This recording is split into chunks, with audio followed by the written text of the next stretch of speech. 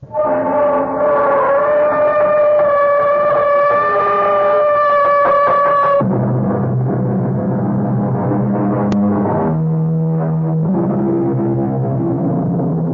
in. Welcome. I'm E.G. Marshall, your companion on these journeys we take to the outer boundaries of the unknown. Perhaps the greatest unknown of all is not what exists out there in the nether regions of distant space, but that which beats constantly inside each of us, the human heart. The human heart. It's both a tangible physical organ and also a mysterious, incomprehensible force. Yes, it's the brain that weighs, assays, analyzes, but in the end, it is the heart that decides. And each of us may be surprised by the decision of his heart, because the heart has its own reasons. Our mystery drama, I Must Kill Edna, was written especially for the Mystery Theater by Sam Dan and stars Elliot Reed.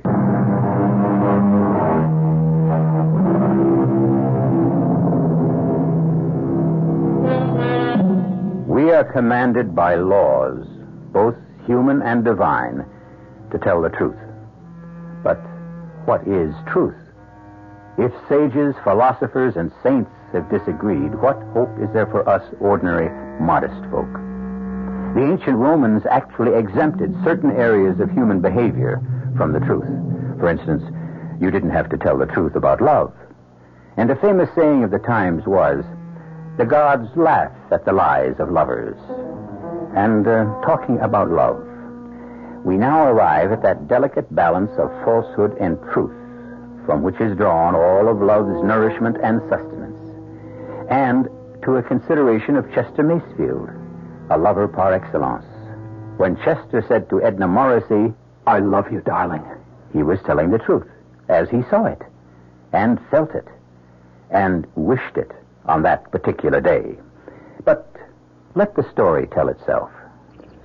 You must listen to me, Edna. Darling. Yes, darling, my darling Edna. Chester. No, don't tell me to stop. Be sensible. Why should I be sensible? Because... Why should I be sensible? Why be prejudiced against me? Who else in this mad world is sensible? Chester, please be serious. My darling Edna. You live in a universe filled with fools and madmen. Oh, Chester. No, you must permit me my say. But a marriage between you and me, it's impossible. Why? We've been through it. Why? I'm older. This match was arranged in heaven. I need an older woman. You need a younger man. I don't need a man who will... How do you know? You never had one. I had to say that, Edna. Why? It isn't true. I've been married. To whom? To a dried-up, decrepit, doddering Chester. He was a soul of goodness. The spirit of generosity. I'll give him all that. But he wasn't much good for a woman.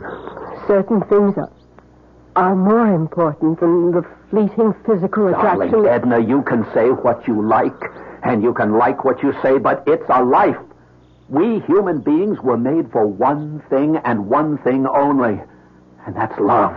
Oh. Everything else merely fills the rest of the time. Oh, Chester, can't you ever be serious? I'm always serious. I'm tending to the serious business of life, which is love. You're the frivolous one, frittering away your time with all sorts of ridiculous projects. Oh. I believe you call them good works. Surely even you must be aware that there are people who are starving. Ah, but I'm wise to you, darling. I know why you engage in these frenetic philanthropies. Do you? You're only trying to whitewash your father. My father was kind and good. To you alone in all the world, but he sweated and swindled and stole his fortune from the poor, from the helpless, from the ignorant. That's a vicious... Now, careful, don't say lie. But that was a long time ago, and nobody cares. No one remembers. You don't have to give it back. Oh, Chester, what am I going to do with you? Marry me. But it simply doesn't make sense. Darling, please stop objecting so much. Come here. Oh, Chester. You see, my darling, nothing could ever be more important than this. Do you agree? I'm not sure. Let's try it again. And so, we were married. Edna, of course, was deliriously happy, and I was happy too. It was an exciting, a heady experience for each of us. For Edna, it was an introduction to love. For me, it was an introduction to wealth. There are, after all, very few men in our society whose wives are millionaires. And I had joined this extremely select group. And I tell you, there's nothing like it. However, there was the matter of some of her charities. But if we could have everything we want here on earth, there'd be no point in going to heaven after we die, would there? And this, my darling, is our newest building here on Animal Farm. I see. It's a serpentarium. A what? A serpentarium. A house of snakes. How fascinating. Yes. Poor, maligned, and misunderstood creatures. Come. Would you like to see them? Well, Oh, they're all secure behind glass. In that case...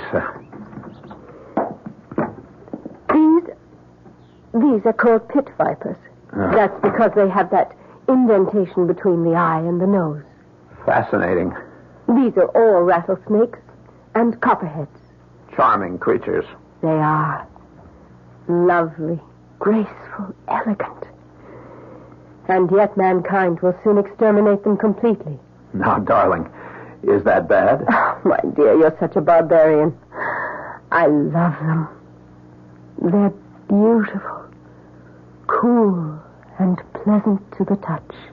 My dear, you don't touch them. I've been told that they won't harm you Yes? if there is neither hate nor fear in your heart.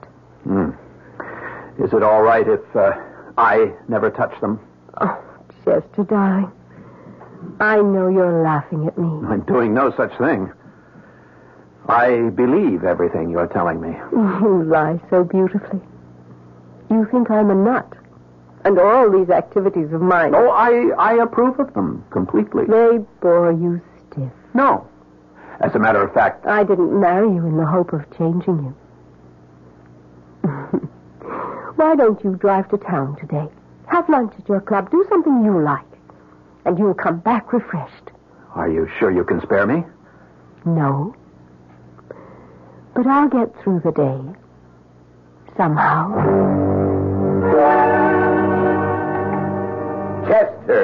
Chester Macefield. Why, it's Fred. I thought you'd given up the club for good. I've been in the country these past few months. Join me for lunch? Of course.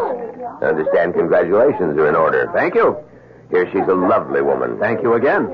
And money doesn't hurt either. That is a low blow. There are no low blows among old friends, only bitter truths. She's 50, and in what we could consider the soft September of her beauty. I'm 40, and I've decided to retire. From what? From love. From love? Precisely. Well, how does one retire Ever from since love? I found out that we were boys and they were girls, love has been my occupation, my preoccupation, my profession. Other men would say, I'm a doctor, I'm a lawyer, a banker, but I would say, I'm a lover. Well, I suppose you were at that. Now I realize that love simply does not exist. It's a snare, a delusion, a swindle. This from you, Chester the lover? The oasis of love is merely a mirage. I will no longer pursue it. But it was always a lie, a lovely lie. Well, since love doesn't exist, I've decided to settle for happiness. You sound as if the two are mutually exclusive. Perhaps they are. Mr. Caswell? Oh, my goodness, I had forgotten all about you. The doorman said you'd be in the dining room, and I said, well, I don't know if I should really interrupt Mr. Caswell when he's discussing important business. Have you had your lunch? Well, An aspiring young actress should never turn down a meal. Even if you had lunch, eat again. You may be out of luck tomorrow. Oh, really, Mr. Caswell? You're so kind. Yes, I know. Chester, This is Sue Ellen Quackenbush. Mr. Macefield, Sue Ellen. Hello, Sue Ellen. Are you a theatrical producer, too, Mr. Mason? No, he can't do you any good at all. Turn it off, Sue Ellen. Oh, isn't he terrible, Mr. Mason? Her father saved my life before she was born, a couple of wars ago. Now this one wants to be an actress, so he sends her to see me. For old time's sake, can I do something? Well, he did save your life. Still, it's too much to ask in return. But you are a famous producer, Fred. Oh, what am I going to do with you, Sue Ellen? She's a lovely child, but she can't act for beans. I'm not a child. I'm 23. Let's order lunch. Now, what would you like, Sue Ellen? Well, what is this? Beef bourguignon. Did I pronounce that right? I took a year of French in high school. She looked up from the menu as she spoke, and her eyes met mine. And the very words I had spoken but a few moments before exploded in my brain. That sudden, stabbing shock of recognition when the heart is fatally, but oh so sweetly wounded by a woman's glance. Is this how it happens? Have I been stabbed finally and at length and for the first time in my life by a provincial schoolgirl struggling with French words on a menu? And le soup onion avec croton and fromage and the calf au lait.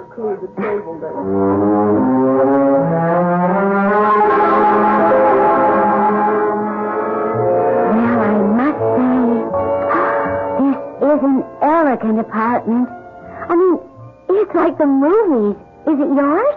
Oh, yes. That car and this place?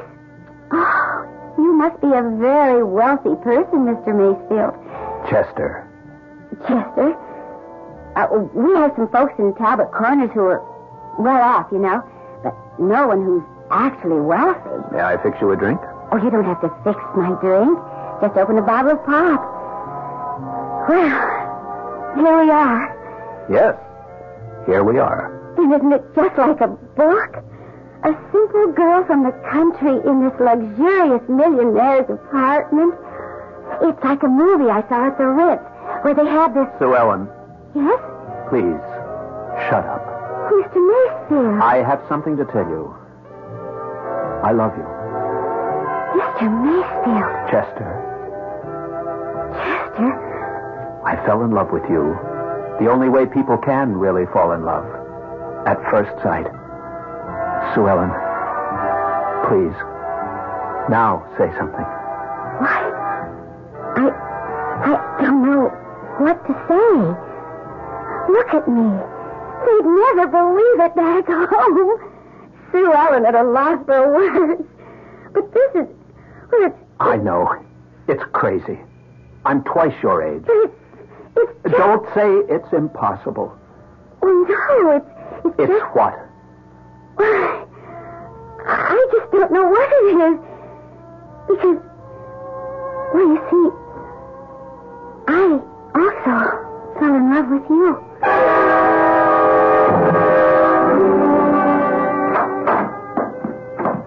Hello, darling. Am I late for dinner? No, dear. As master of this house, dinner must wait your pleasure. I'm starved. Say, did I see Hallowell's car on the road? Yes, I'm sure you did. What was he doing here? I wanted to sign over some property to you. Oh, now, darling. Well, not very much, just some income. So that you don't have to ask me for money. I think it must be embarrassing for a man. Oh, darling, I don't think it's right for you to... Nonsense. Tell me, did anything interesting happen to you in town? No. It was a rather dull, boring, prosaic day. After all, I wasn't with you.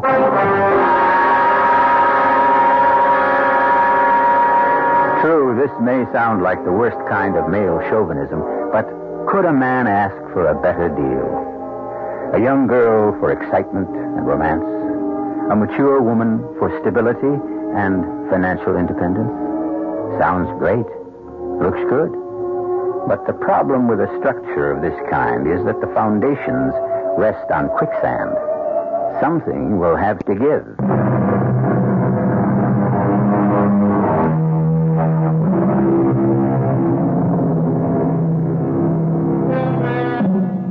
For some people, life is a quest, a pursuit of a goal. There are those dedicated souls who search for the great truths of science, of medicine, noble spirits who strive to make the world better for their having been here. For years, Chester Masefield has also been a seeker, but his aim has been far more modest. He has been looking for love, for someone he could adore with his heart and soul. Well, aren't we all? And Chester finally found her. And as you can imagine, Chester is deliriously happy. However, there are lucid moments when Chester is reminded of the fact that he is a married man. But you could get tickets, Chester, honey. Sue Ellen, that isn't the point. Oh, it's such a good show and all, and the acting is, well, it's just marvelous. And if I don't get to see good acting, how am I ever going to learn how to be an actor? Sue Ellen, I can't take you to the theater. Well, for heaven's sakes, why not? I just couldn't afford to take the risk. I know what. Take me to Luricchio's for supper. Oh, I'll do better than that. I'll have Luricchio's send supper here. What? A specially catered supper. Oh, but that isn't the same thing. You don't go to Luricchio's just to eat. You go there to be seen and talked about and photographed by the media. And that's exactly why I can't take you. But I have to be seen. I want to get my name in the papers. I need publicity. That's how I can get an acting job. Darling, Well, I mean, you know, it just gets to be a drag sitting around here all the time. I love you, Sue Ellen. Please, believe I love you. Well, I'd maybe believe it if... If what? If you divorced her, married me. I want to do that, Sue Ellen. You don't know how much I want to do that. Well, what's stopping you? If I left Edna, I wouldn't have a nickel. Oh, it's her money. Yes. Well, what are you going to do, Chester, honey? I don't know. But I know this. I simply can't do without you. I know, Chester, honey. I know. You'll think of something.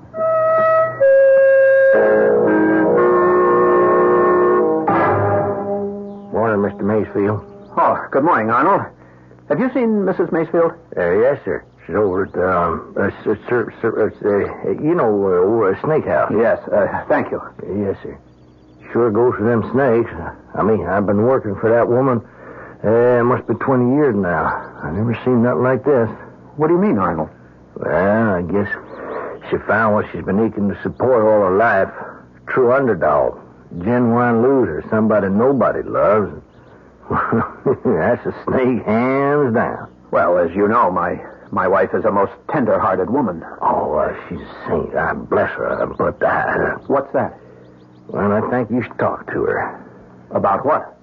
Well, how could I put this? There's a big rattler. Well, they do come large, some of them. But he's just overgrown. Well, what about him?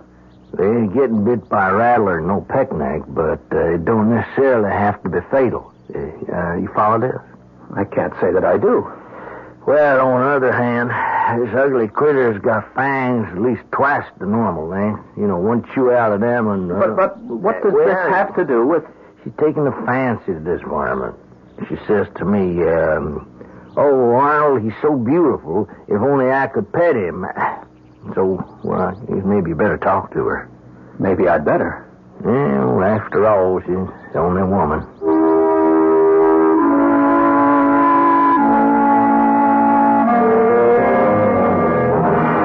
Edna, darling. Chester. Oh, I didn't hear you come in. What are you doing here? Arnold tells me you spend almost all your time in this place.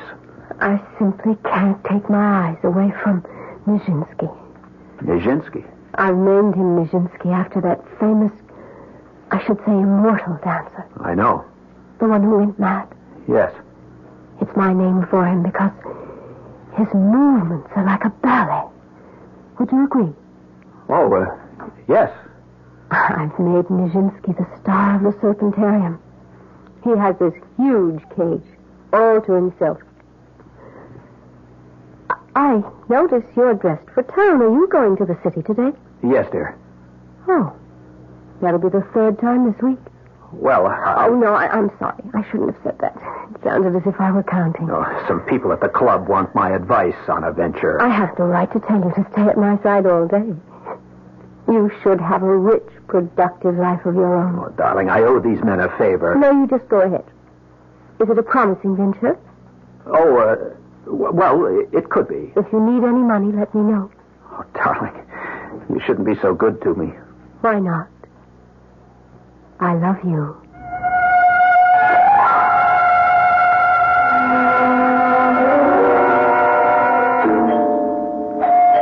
Come in, Angel. It's open. Darling! Oh, it's you. Chester. Well, of course, Chester. Oh, that's a stunning outfit. You didn't have to get all dressed up for me. Well, I couldn't very well call you at your home now. Could I? I mean, what could I have said? Well, why would you call me? Well, to tell you that I couldn't see you tonight. What do you mean you couldn't see me? Hey, baby, it's the man himself. Oh. Perry Wilson, I would like you to meet Mr. Chester Mayfield. Oh, how do you do, sir? How do you do? Perry Wilson is the son of Angus Wilson, who's my dad's dearest, closest friend back home in Talbot Corners. Well, Perry and his mother and dad are here in town, and they want me to have dinner with them at the hotel. Sort of like old times at home. Isn't that right, Perry? Oh, yeah, dinner, and, afterwards we're going to play bridge. That's right. But you can't be my partner, Perry. You always get so mad when I forget which is trump. It's really only a game, and you make such an issue about it. I don't know where you get that flightiness from, Sue Ellen. You know, your folks are such serious people. Shall we be going? Mother and Dad, they like to be prompt. Yes, I know. Well, Perry, would you call your mother and Dad and say we're on the way? Oh, yeah, sure, of course. It's good thinking. Sue Ellen. I couldn't help this, Chester, honey. I must see you tonight. I'll wait for you here. Oh, but, honey, I don't know Please, darling. Oh, sweetie, it's going to be late. And I'm going to be tired and upset. Because the Wilsons always give me a pain. Especially Perry. He's so conceited. But, darling, We can be together tomorrow night. Tomorrow? Why, that's only just a few hours away. Sue Ellen, I love you. And I love you too, Chester.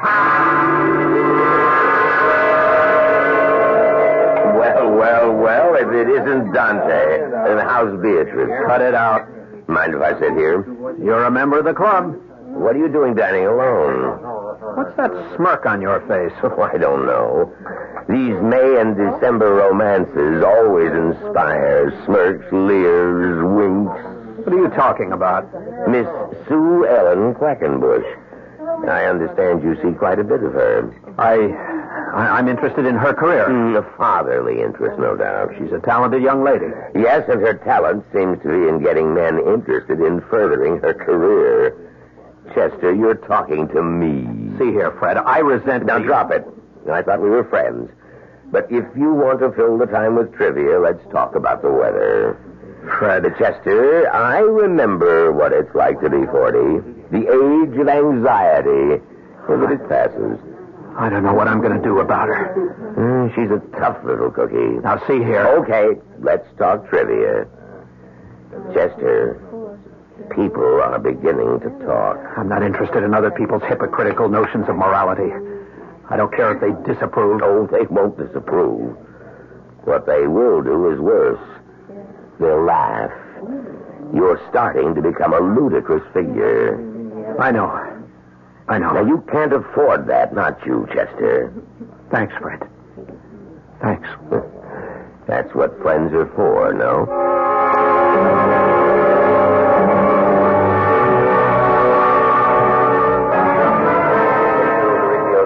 Darling? Chester, I thought you were staying in town. Oh, a change in plan. Oh, what happened? Let me turn off the television. No, leave it on. Oh, I just became bored with the city and decided to come home. Tell me about your day. Oh, you'd only laugh at me. Tell me about yours. Oh, you'd only laugh at me. Well, I spent the day being hypnotized. Oh? By whom? By Nijinsky. I can just watch him for hours. I see. Have you been here before? What are you watching now? Oh, I don't know. The television was on just while I was reading. I think it's one of those celebrity programs. Oh, it's at Laricchio's restaurant. Have you ever been there? It's an old camping ground of mine. Everybody, welcome to Laricchio's, where you meet the stars of yesterday, today, and even tomorrow. If you like. And let's see who's here tonight. Oh, who is this breathtaking little blonde beauty? Wait. Isn't In New York, pursuing a career in the theater, from Talbot Corners, Iowa, Miss Sue Ellen Quackenbush. Hi. Oh, I'm so thrilled. And I feel so humbled to be right here in the middle of all these talented people. Have you made many Chester, friends what's here in wrong? New York? Well, yes, I've made so Chester, many you're so friends. pale. What is it? Are you and Perry Wilson an item? Chester, you're ill. Perry and I an item? Well, Let me that would turn all this depend on what stupid thing off. item. Now tell me what's bothering you. Nothing. No, dear, I'm afraid something's very much the matter. Just sit down. I'll get you some water. I'll kill her. I'll kill her.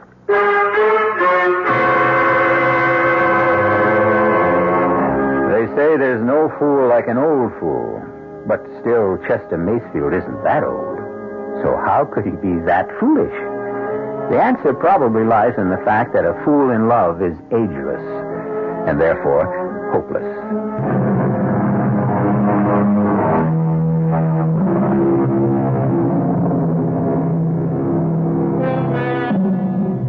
Chester Macefield is speeding into the city with blood in his eye and a .32 caliber pistol in his pocket.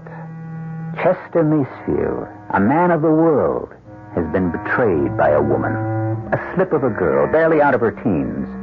But she has wounded him, not just in his heart, which after all can recover, but in his vanity, which can never be the same. Chester! You lied to me, Sue Ellen. You lied to me. Now, Chester, honey, I don't have the vaguest notion what you're talking about. I'm so thrilled, and I feel so humbled to be in the midst of all these talented people. Oh, that. Yes, that. Well, honey, just what do you think you can do about it? I can kill you. Chester, put that gun away. Back home, everybody has a gun, and we have all kinds of accidents. I'm going to kill you, Sue Ellen. Why? Why? Because you lied to me. And who says I can't lie to you? What am I supposed to do while you're at home making love to your wife? How am I supposed to feel? What am I supposed to think? You want everything your way. Sue Ellen, I love you. Oh, fine, I love you too. But maybe love isn't enough. What do you want? You take that tone out of your voice. Don't you make it sound as if I want something unreasonable. I want what I have a right to want. A man I can be seen with. A man I can be with all the time. I don't want a man who's ashamed of me. But I'm not ashamed. Then take me places. But you know I have a wife. Then choose between us. Sue Ellen. It's your problem. Wait for me. Why? What is going to happen? I don't know. I'll think of something. Please. Well, all right. All right. But I don't want to wait forever. I had the gun in my pocket. I'd rushed out of my house filled with an insane rage to kill.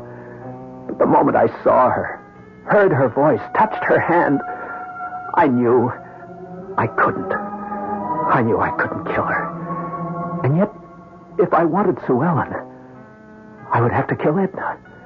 Because, and it sounds so mercenary and mundane, but without Edna's money, I knew that I could never have Sue Ellen. But kill? How do you kill? Murder. Ending the life of another human being. Forever. I couldn't murder Edna. I couldn't. I wouldn't. And yet, as long as Edna lived, I would be forced to do without Sue Ellen. And for me, that would be worse than death. Edna? Oh, good morning, darling. I suppose it's true. What's true? What Arnold tells me, that you spend so much of your time here in the Serpentarium. Oh, I'm just fascinated by Nijinsky. I think we're beginning to communicate. You are? I think what he's trying to tell me is, please don't be afraid. I mean you no harm. Let us be friends. He says that? Well, no, he doesn't say that in so many words. It's the thought that he's trying to communicate. I see. And he is succeeding. Is he? How can you tell? Because each day I become less and less afraid. Oh? And one day, I just know, I'll walk in here and Nijinsky and I will look at each other and smile. And all the fear will be gone from my heart. And I'll be able to say to Nijinsky, come, old friend, why don't we go walking together? You mean you'll actually let him out of his cage? His prison. Why not? He is being shut up there because of the evil that's in my heart, not in his. Well... It'll be the greatest challenge of my life, the test of how I really feel. And I hope to be ready for it. Do you? When? Why do you ask? Well, so that I will be able to lock you up in your room until the foolishness passes. I don't really know when. It could happen to me tomorrow. Or next week, or next month. Next year. Or never. Oh, I shouldn't have said a word to you about it. Darling, I'm your husband. And I love you. And I love you. But two people can never completely become one. There's always a tiny secret place in the heart that... Well, that's my tiny secret place.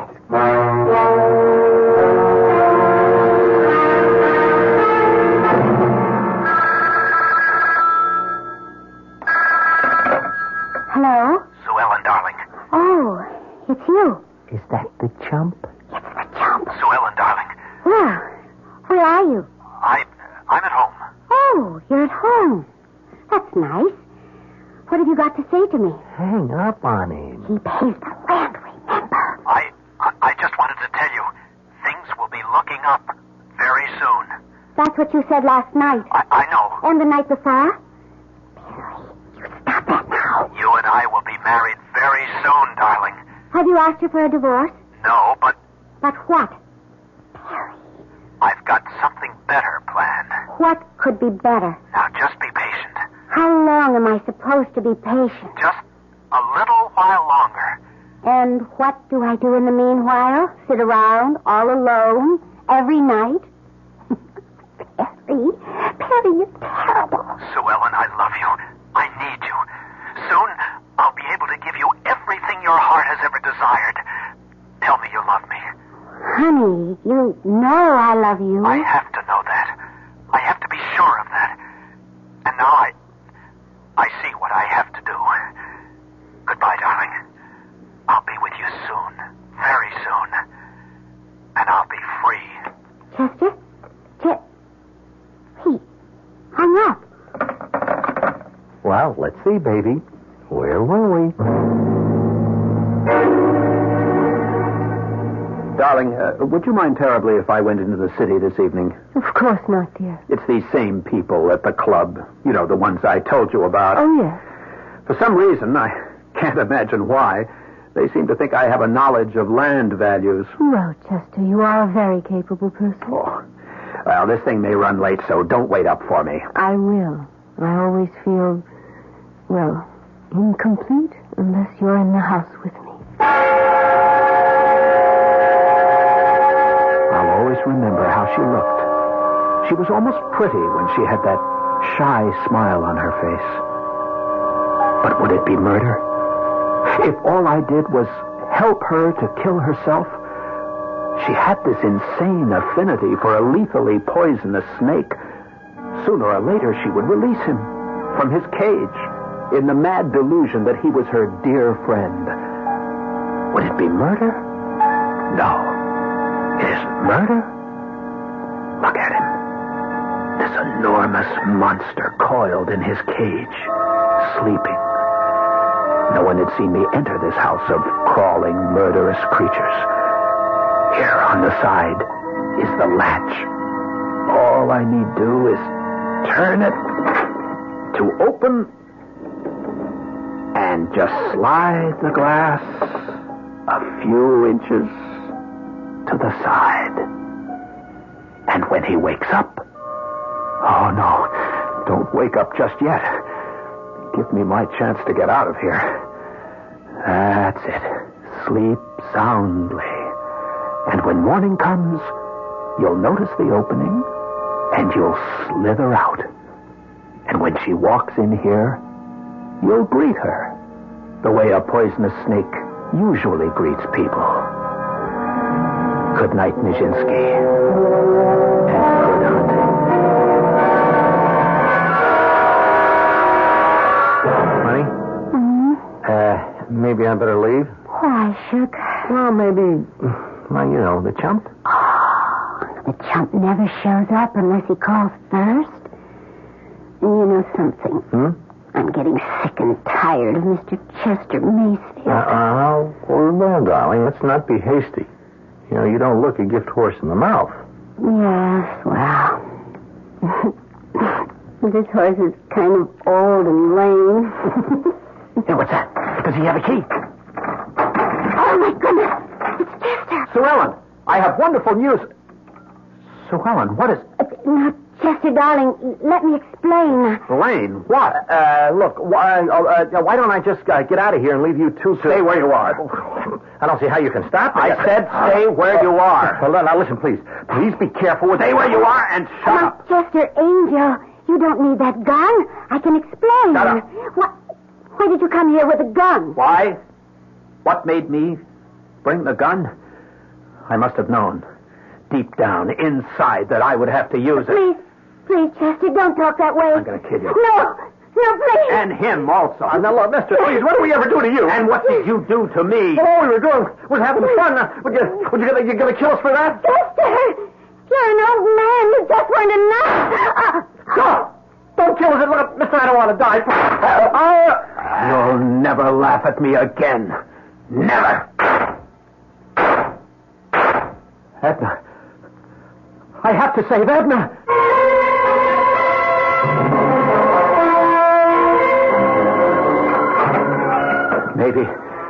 Maybe he's still asleep. Maybe he's still in his cage. I'll just slide the glass closed again and lock the... He's out. I'll have to kill him. No. Empty. Keep away from me. Keep away.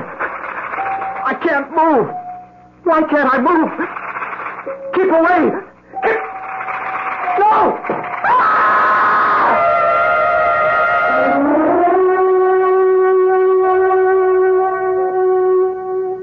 I'm sorry, Miss Macefield. Thank you, Arnold. I don't understand what you were doing inside here. Latch, the cage was open. Yes. Why did you let Nijinsky out? It's my fault. Your fault? Well, why'd you say that? I must have given him the idea. Maybe he wanted to show me that he would do it first. Uh-huh. He was becoming interested in animals. Toward the end, he had become a much more gentle person. But Nijinsky shouldn't have been able to kill him. How could he miss with those lethal fangs? Miss Macefield, I got to make a confession. When I heard you talk one day, pet Nijinsky, you scared me so much that, I had the vet sneak in here and remove his poison sacs. Well, then, why did Mr. Macefield die? Well, I guess that's something we'll never know.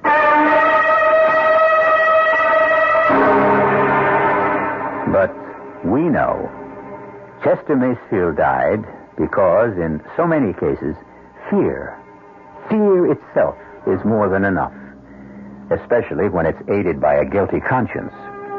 As William F. Cody, better known as Buffalo Bill, used to say, If a man is scared enough of a gun, you can kill him with a blank cartridge. Cast included Elliot Reed, Joan Loring, Leon Janney, E.V. Juster, and Earl Hammond. The entire production was under the direction of Hyman Brown. Radio Mystery Theater was sponsored in part by Buick Motor Division. This is E.G. Marshall inviting you to return to our Mystery Theater for another adventure in the macabre. Until next time, pleasant dreams.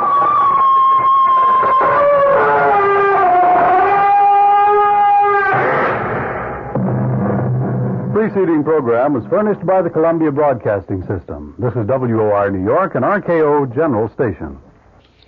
The preceding episode of the CBS Mystery Theater was originally aired in 1974, and it was recorded off the air by Gary C. Dudash of AM Treasures, Babylon, New York. In turn, I have taken the